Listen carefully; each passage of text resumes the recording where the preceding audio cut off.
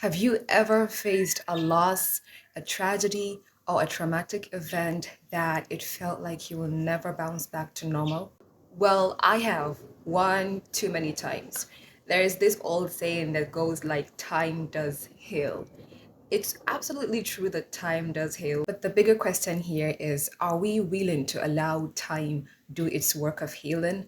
Are we willing to give time the chance or the opportunity to heal whatever is hurting in us? Today's segment is about the act of building resilience and how to reinvent and change the narrative of your life through the act of resilience. Welcome to another exciting segment of the Let's Talk series in a long time. I know I have been MIA because there has been so much that I've been occupied with. But I am here now and we are back on it.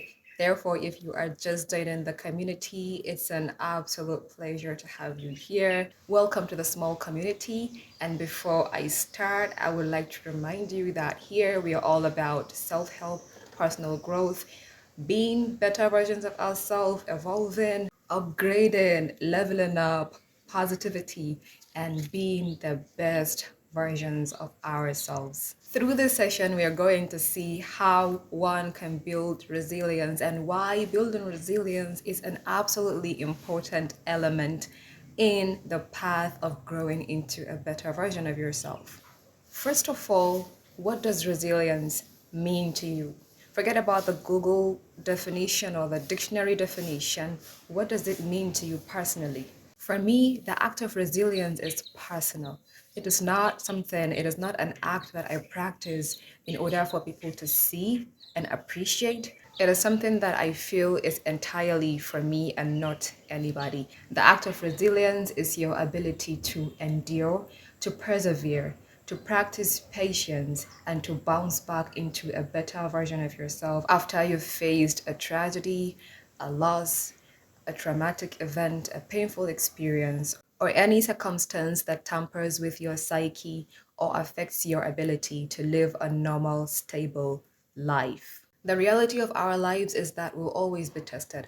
There will always be negative events. There will always be tragic circumstances. There will always be loss. There will always be a circumstance that affects your life negatively. And you can't dictate to God when you're ready for a test. You can't tell God when to test you. You can only devise ways to adapt and live with your current reality or to find a way to bounce back to your normal life. Resilience is absolutely important in our personal growth journey because that is where we get to reinvent ourselves. That is where we make new discoveries about ourselves. And that is where we get to learn the greatest lesson of our lives. I am going to start with the most important thing that has helped me build resilience over time. This simple hack has helped me with my faith in Allah, and it is not blaming anybody when I am afflicted with trials or tragic events.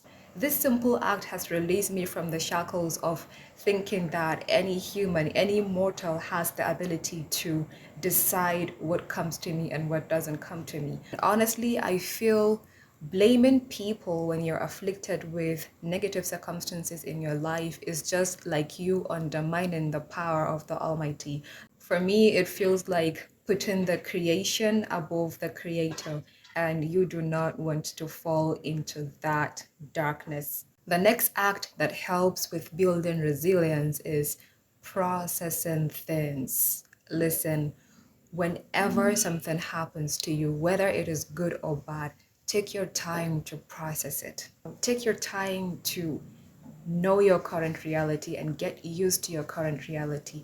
Get used to that particular circumstance. Do not rush your healing process by attempting to show people that you can recover fast or you can bounce back to, how you used to be. That would do you no good because it would definitely haunt you and get back to you and bite you in the behind, and that will result in relapse and mental breakdowns and nervous breakdowns as a result of the healing process that you disrupted. You have to understand that we all have different time frames of healing.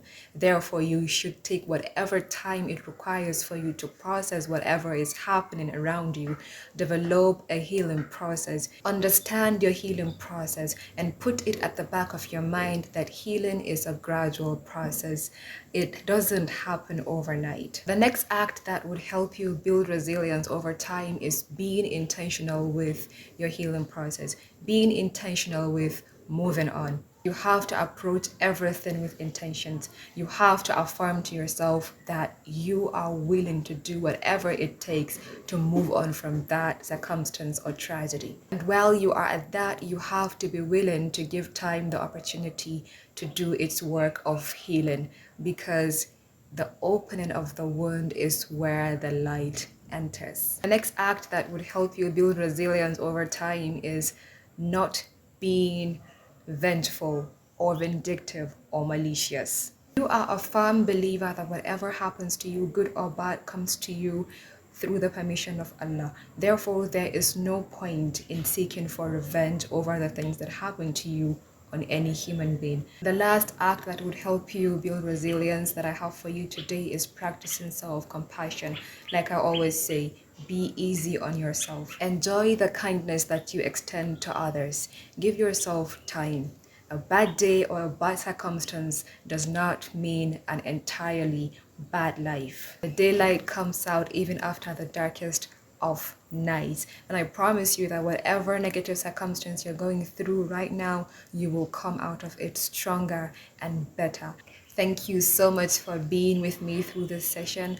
I will see you in my next Let's Talk session. Meanwhile, I would love to know your thoughts and your topic recommendations through the Let's Talk official mail. Thank you so much. Goodbye.